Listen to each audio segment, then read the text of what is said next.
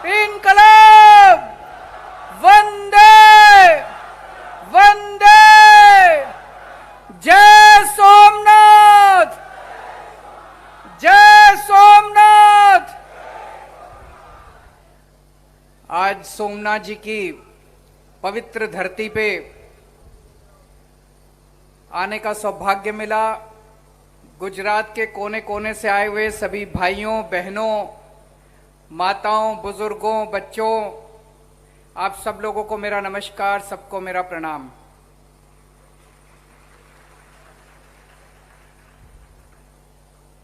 पिछले हफ्ते गुजरात में एक बहुत बड़ा हादसा हुआ। जहरीली शराब पीने से 50 से ज्यादा भाई हमारे अपनी जान गंवा बैठे, नकली शराब, जहरीली शराब पीने से। उन लोगों की आत्मा को शांति मिले। मेरी आप सब लोगों से विनती है कि 2 मिनट के लिए सब लोग खड़े होके 2 मिनट का मौन रखेंगे और उनकी आत्मा की शांति के लिए प्रार्थना करेंगे।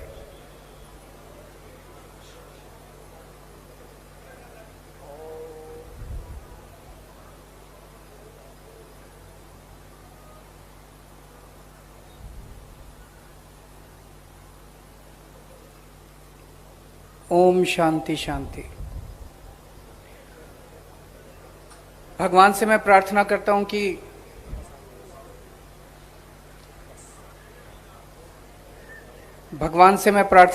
कि उन सबकी आत्मा को शांति मिले।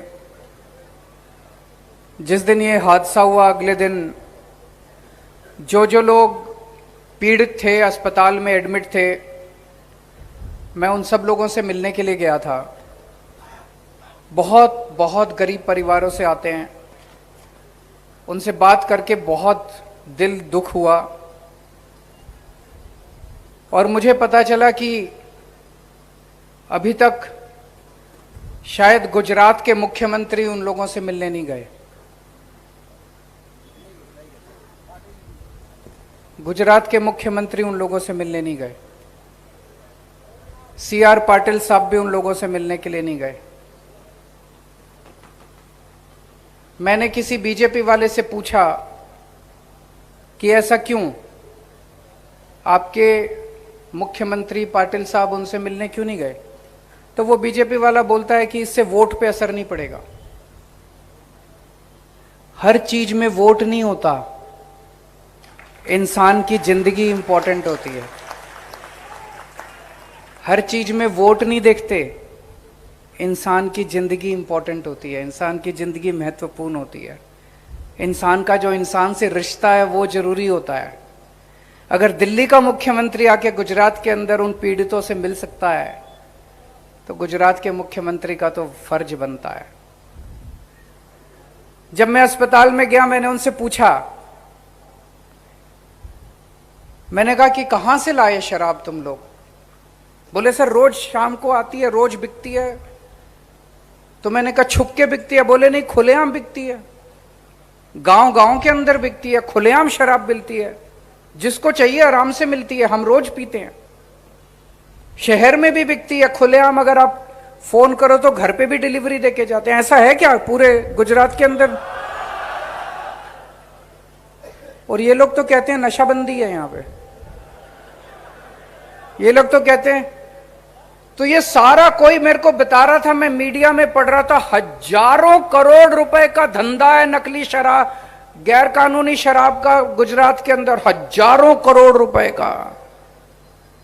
किसका धंधा है ये? किसका धंधा है ये? नशाबंदी के नाम पे हजारों हजारों करोड़ रुपए का कई सालों से धंधा कर रखा है इन लोगों ने।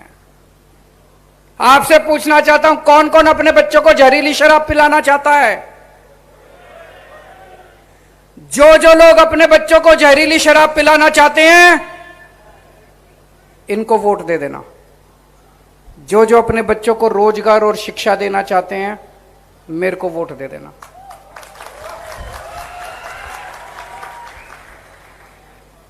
इनको वोट दोगे तो जहरीली शराब मिलेगी, भ्रष्टाचार मिलेगा।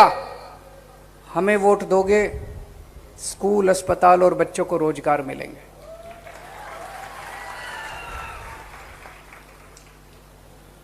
मैंने अभी थोड़े दिन पहले एक खबर पढ़ी, 23 साल के एक बच्चे ने आत्महत्या कर ली। बेरोजगार था, नौकरी नहीं मिल रही थी, कई जगह अप्लाई किया, नौकरी नहीं मिली। हार के उसने अपने पापा के नाम एक चिट्ठी लिखी और उसने, गुजरात की कहानी बता रहा हूं मैं, अभी थोड़े दिन पहले, पिछले हफ्ते की बात है, गुजरात की कहानी। 23 साल के बच्चे ने आत्महत्या कर ली। बोला पेपर, सरकारी नौकरियों के पेपर का नहीं पता कब नौकरी निकलेगी, कोई तारीख का नहीं पता, पेपर फूट जाते हैं। नौकरी लेने के लिए, सरकारी नौकरी लेने के लिए रिश्वत देनी पड़ती है। उस बच्चे ने आत्महत्या कर ली। आज इसी मुद्दे के ऊपर मैं आपको गारंटी देने के लिए आया हूं।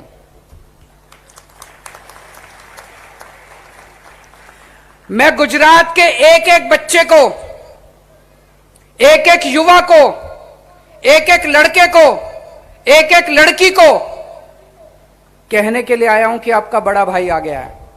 अब आपको, बच्चों, अब आत्महत्या करने की जरूरत नहीं है। आपको आत्महत्या करने की जरूरत नहीं है। एक एक पिता को मैं कहने के लिए आया हूं आपका बेटा आ गया है। एक एक मां को कहने के लिए आया हूं आपका बेटा आ गया है। दिसंबर में चुनाव है, अगस्त, सितंबर, अक्टूबर, नवंबर, दिसंबर, 5 महीने रह गए। 5 महीने और इंतजार कर लो, सबको नौकरी दिलाएंगे, चिंता मत करो, सबको नौकरी दिलाएंगे। आत्महत्या मत करो। बर्दाश्त नहीं होता हम लोगों से, बहुत तकलीफ होती है जब हमारे बच्चे आत्महत्या करते हैं। तो आज मैं गारंटी देने आया हूं आप लोगों को। आप पूछोगे ये गारंटी क्या होती है? तो ये बड़ी बड़ी पार्टियां चुनाव के पहले आती हैं घोषणा पत्र लेके, घोषणा पत्र में कुछ भी लिख देती हैं, 15-15 लाख रुपए देंगे, ये देंगे, वो देंगे। फिर जब उनसे चुनाव के बाद पूछो तो बोले चुनावी जुमला था, हमने तो वैसे ही बोल दिया था। हम ऐसे नहीं करते, हम आम आदमी पार्टी ऐसे नहीं करती। हम जो कहते हैं वो करते हैं। एक एक शब्द हम बड़े चुन के बोलते हैं। इसलिए गारंटी दे रहा हूं मैं, जो मैं कहूंगा, गारंटी का मतलब ये, अगर आप सामान लेने के लिए बाजार में जाओ और वो दुकान वाला बोले गारंटी, तो इसका मतलब अगर सामान खराब निकलेगा तो पैसे वापस। अगर मैं गारंटी दे रहा हूं, अगर हम 5 साल में अपनी बात पूरी ना करें, अगली बार धक्के मार के हमको गुजरात से बाहर फेंक देना। वोट मांगने नहीं आऊंगा अगली बार अगर मैं अपने बात पूरी ना करूं तो आज मैं गारंटी देके जा रहा हूं, रोजगार की गारंटी दे रहे हैं। 5 बातों की गारंटी रोजगार में। पहली बात, 5 साल के अंदर हर बेरोजगार युवा को हम रोजगार देंगे। आप कहोगे केजरीवाल भी झूठ बोलने आ गया, ऐसे कैसे हो सकता है? दिल्ली में करके आया हूं मैं। दिल्ली में पिछले 5 साल के अंदर मैंने 12 लाख बच्चों को रोजगार दिया। 12 लाख बच्चों को रोजगार देना आता है मेरे को। मेरी नीयत भी साफ है और पढ़ा लिखा आदमी हूं, रोजगार देना आता है। 12 लाख बच्चों को रोजगार दिए। और अभी मैंने अपने सारे मंत्रियों के साथ बैठ के अगले 5 साल में मैंने प्रण लिया है, अगले 5 साल में दिल्ली में 20 लाख रोजगार और दूंगा। दिल्ली में 20 लाख रोजगार और दूंगा। तो आज गुजरात की सोमनाथ की पावन धरती से मैं ऐलान करता हूं कि आम आदमी पार्टी की गुजरात में सरकार बनेगी तो अगले 5 साल के अंदर गुजरात के हर बेरोजगार युवा को हम रोजगार देंगे। दूसरी बात, जब तक रोजगार नहीं मिलेगा, ऐसा नहीं कि आज सरकार बनेगी और कल सबको रोजगार मिल जाएगा, टाइम लगेगा। जब तक रोजगार नहीं मिलेगा तब तक हर बेरोजगार बच्चे को 3,000 रुपए महीने बेरोजगारी भत्ता मिलेगा। होना चाहिए नहीं होना चाहिए? होना चाहिए नहीं होना चाहिए? तीसरी बात, 10 लाख सरकारी नौकरियां निकालेंगे। 10 लाख सरकारी नौकरियां निकालेंगे। इसकी मैंने पूरी टीम के साथ बैठ के पूरी प्लानिंग कर ली है, कहां कहां कैसे कैसे होगी। चौथी बात, गुजरात में सारे पेपर फूट जाते हैं, सारे पेपर लीक हो जाते हैं, उससे बच्चे बहुत परेशान हैं। पेपर दे के आते हैं और पता चलता है पेपर फूट गया, लीक हो गया। इसके लिए कानून लेके आएंगे, पेपर फूटने के खिलाफ कानून लेके आएंगे।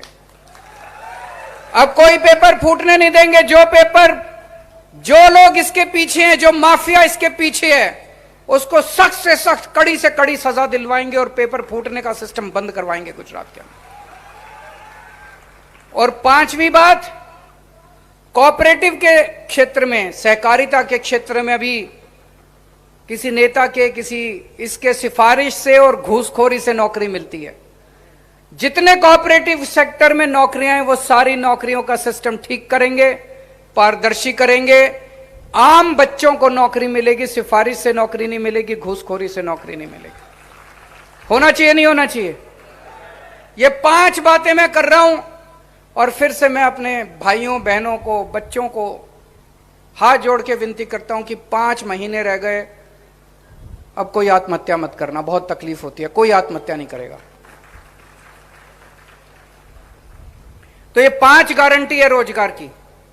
अभी थोड़े दिन पहले मैं आया था, मैं एक और गारंटी देके गया था, बिजली की गारंटी। आज गुजरात में इतनी महंगी बिजली है, इतनी महंगी बिजली है। एक छोटे छोटे किसी के घर में एक पंखा, टीवी, छोटा सा फ्रिज है, हजारों रुपए का बिल आता है। एक आम बेचारा आदमी कहां से खाएगा, कहां से बच्चों को पालेगा? आमदनी बढ़ नहीं रही, नौकरी जा रही है लोगों की, खर्चे बढ़ते जा रहे हैं। पता नहीं आप लोगों को पता है कि नहीं पता, दिल्ली में बिजली फ्री कर दी हमने, पता है आप लोगों को? पंजाब में भी बिजली फ्री कर दी, पता है आप लोगों को? पंजाब में भी बिजली फ्री कर दी, 1 जुलाई से पंजाब में बिजली फ्री हो गई। तो गुजरात में हमने ऐलान किया है कि जैसे ही हमारी सरकार बनेगी, हर परिवार को 300 यूनिट बिजली फ्री दी जाएगी। गुजरात में भी बिजली फ्री करेंगे, पहली बात। दूसरी चीज, 24 घंटे बिजली देंगे। कई इलाकों के अंदर मुझे पता चला बिजली के पावर कट लगते हैं। ऐसे नहीं है कि बिजली फ्री देंगे तो बिजली आएगी नहीं। लोग कहेंगे यार बिजली तो आती नहीं है, फ्री का क्या करें? बिजली आएगी, 24 घंटे आएगी और फ्री में मिलेगी। पिज्जा कंपनीज के राज से हम हुए फ्री। चॉइस मिले with half and half pizzas only from oven story. Oven story, the stand out pizza. और तीसरी चीज, मेरे पास कई गुजरात के लोग अपने बिजली के बिल लेके आए, बोले देखो जी कितना, 50,000 का बिल, 1 लाख का। 31 दिसंबर, पिछले साल 31 दिसंबर 2021 तक के सारे बिल माफ कर दिए जाएंगे। पुराने सारे बिल माफ। अब सिस्टम ठीक करेंगे कि कोई गलत बिल नहीं आएगा, कोई झूठा बिल नहीं आएगा। तो 3 चीज, 300 यूनिट बिजली मुफ्त, 24 घंटे बिजली, और 31 दिसंबर 2021 तक के सारे पुराने बिल माफ। ये मैंने पहले दिल्ली में किया, फिर पंजाब में किया, एक मौका तो गुजरात में भी करेंगे। होना चाहिए नहीं होना चाहिए? आज देखना, ये सारे दूसरी पार्टी वाले टीवी चैनल में बैठ बैठ के मेरे को गालियां देने वाले हैं। सारे बैठ के मेरे को नेशनल टीवी पे, गुजरात के टीवी पे, सारे टीवी चैनल पे बैठ के गाली देंगे। केजरीवाल फ्री की रेवड़ी बांट रहा है, केजरीवाल फ्री की रेवड़ी, केजरीवाल फ्री की रेवड़ी बांट रहा है, केजरीवाल फ्री की रेवड़ी बांट रहा है। ये सारी रेवड़ी अपने दोस्तों को बांटते हैं, सारी फ्री की रेवड़ी ये दोस्तों को बांटते हैं। ये सारी रेवड़ी स्विस बैंकों में ले जाते हैं। केजरीवाल रेवड़ी स्विस बैंक में नहीं ले जाता, केजरीवाल रेवड़ी जनता में बांटता है। ये सारी रेवड़ी अपने मंत्रियों में बांटते हैं। अभी मैंने सुना था, अखबार में पढ़ा था, एक बहुत बड़ा बुंदेलखंड एक्सप्रेसवे बना, बहुत बड़ा एक्सप्रेसवे, बहुत बड़ी सड़क बनी, बहुत बड़ी, हजारों करोड़ रुपए खर्च करके। जिस दिन सड़क बनी, जिस दिन उसका उद्घाटन हुआ, उसके 5 दिन के अंदर वो कई जगह धंस गई। कैसे हो सकता है ये? इसका मतलब ठेकेदारों में रेवड़ी बांटी इन्होंने, फ्री की बांटी कि नहीं बांटी? तुम ठेकेदारों को रेवड़ी बांटते हो, तुम अपने दोस्तों को रेवड़ी बांटते हो, तुम अपने मंत्रियों को रेवड़ी बांटते हो, तुम देश की सारी रेवड़ी स्विस बैंक में ले जाते हो। केजरीवाल सारी रेवड़ी जनता की जेब में डालना चाहता है। दोस्तों, यह सिस्टम बंद करना पड़ेगा। अब ये सारी रेवड़ियां बंद, केवल एक ही जनता की रेवड़ी है, जनता का पैसा है, जनता का पैसा जनता को मिलना चाहिए। जो भी फ्री मिलेगा वो जनता को मिलना चाहिए। इन सारे लोगों का बंद होना चाहिए फ्री। सब कहते हैं अगर ये फ्री बिजली, फ्री शिक्षा, फ्री स्वास्थ्य, ये फ्री दे दिया तो सरकार को घाटा हो जाएगा। आज गुजरात की सरकार के ऊपर 3.5 लाख करोड़ का कर्जा है। 3.5 लाख करोड़ का कर्जा मैंने कर दिया। बताओ, ये 3.5 लाख करोड़ का कर्जा केजरीवाल ने किया है क्या? बताओ, ये 3.5 लाख करोड़ का कौन सी फ्री की रेवड़ी बांटी इन लोगों ने आपको? गुजरात में कोई फ्री बिजली है? गुजरात में कोई फ्री तीर्थ यात्रा है? कुछ भी देते हैं ये फ्री में? कुछ नहीं देते। तो कर्जा क्यों है? भ्रष्टाचार की वजह से है। फ्री रेवड़ी बांटने से कर्जा नहीं होता, स्विस बैंकों में पैसा ले जाने से कर्जा होता है, भ्रष्टाचार करने से कर्जा होता है। सरकारें घाटे में इसलिए नहीं चलती कि जनता को फ्री सहूलियत दी जाती है। तो जो लोग फ्री रेवड़ी का विरोध करते हैं, जो लोग फ्री रेवड़ी के खिलाफ बोलते हैं, उनकी नीयत खराब है। वो सारे देश का पैसा स्विस बैंकों में लेना जाना चाहते हैं, अपने दोस्तों में बांटना चाहते हैं। दोस्तों, मैं कहता हूं एक रेफरेंडम करा लो देश में, जनमत संग्रह करा लो देश में, जनता से पूछते हैं, जनता से पूछा जाए पूरे देश के अंदर, आपके बच्चों को अच्छी शिक्षा फ्री में मिलनी चाहिए नहीं मिलनी चाहिए? आपके परिवार को अच्छा इलाज और अच्छी दवाइयां, अच्छा ऑपरेशन फ्री में मिलना चाहिए नहीं मिलना चाहिए? बिजली फ्री मंत्रियों को मिलनी चाहिए कि जनता को मिलनी चाहिए? सारी फ्री रेवड़ियां स्विस बैंकों में जानी चाहिए कि जनता के बीच में जानी चाहिए? इस बात के ऊपर चर्चा हो जाए देश के अंदर, इस बात के ऊपर चर्चा हो जानी चाहिए। अभी थोड़े दिन पहले हमने दिल्ली में बहुत अच्छे अच्छे काम किए हैं। हमने सरकारी स्कूल बहुत अच्छे कर दिए। वहां पे अब गरीबों के बच्चे, गरीबों के, मजदूरों के, रिक्शे वाले के, उनके बच्चे अब इंजीनियर बन रहे हैं, डॉक्टर बन रहे हैं। शानदार स्कूल कर दिए, नतीजे शानदार आ रहे हैं। हमने सरकारी अस्पताल शानदार कर दिए दिल्ली में, सबका इलाज मुफ्त कर दिया। 1 करोड़ रुपए का भी इलाज है, मुफ्त होगा आपका इलाज। हमने दिल्ली में महिलाओं का सफर फ्री कर दिया, बिजली मुफ्त कर दी, पानी मुफ्त कर दिया, खूब सारी सुविधाएं दे रहे हैं। सिंगापुर की सरकार को पता चला कि केजरीवाल बड़ा अच्छा काम कर रहा है, तो सिंगापुर की सरकार ने मेरे को न्योता दिया, बोले केजरीवाल जी आप आओ। उन्होंने पूरी दुनिया के बड़े बड़े नेताओं को बुलाया, सारी दुनिया के नेताओं को, बड़े बड़े। उन्होंने मेरे को न्योता दिया, केजरीवाल जी आओ और सबको बताओ कि आप कितना अच्छा काम कर रहे हो। बताओ, देश के लिए गर्व की बात है कि नहीं है? पूरी दुनिया के नेताओं को बुलाया, बोले केजरीवाल जी आके सबको बताओ कि कितना अच्छा काम कर रहे हो। इन लोगों ने मेरे को जाने नहीं दिया, इन्होंने मेरे को रोक दिया। इन्होंने सिंगापुर की सरकार को लिखा केजरीवाल को मत बुलाओ, हमारे किसी सीएम को बुला लो। तो सिंगापुर की सरकार ने इनसे बोला अच्छा ठीक है, आप अपने सीएम के बारे में किसी सीएम का बताओ किसने क्या काम किया।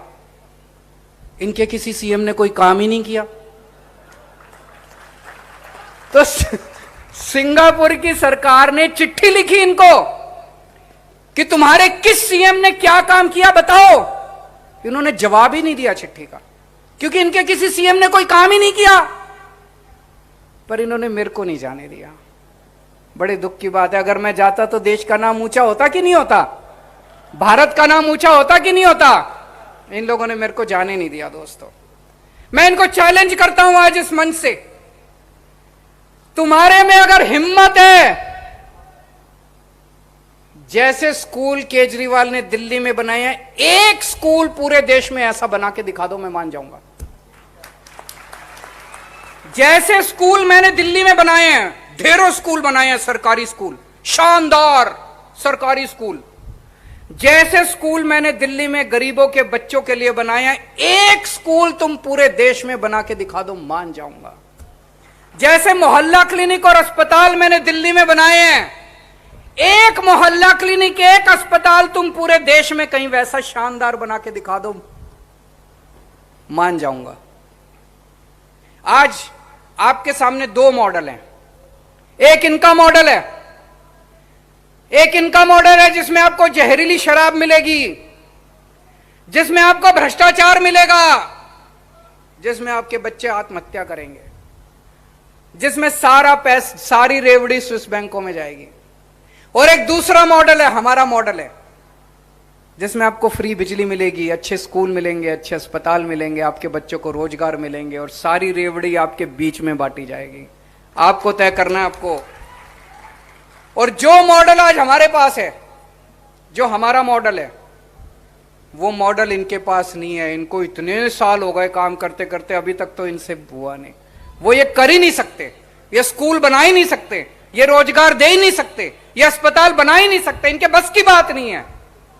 तो आज अंत में मैं फिर से अपने सारे गुजरात के भाइयों बहनों से अपील करना चाहता हूं कि आपका भाई आ गया है, आपका बेटा आ गया है, सभी माँ बाप से 5 महीने और इंतजार करो और खूब प्रचार करो। सब लोग लग जाओ, अपने को मिलकर गुजरात को बदलना है।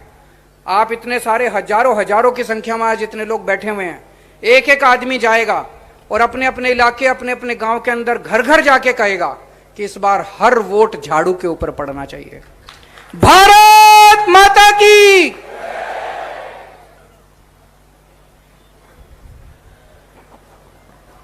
बहुत बहुत धन्यवाद, बहुत बहुत धन्यवाद केजरीवाल जी।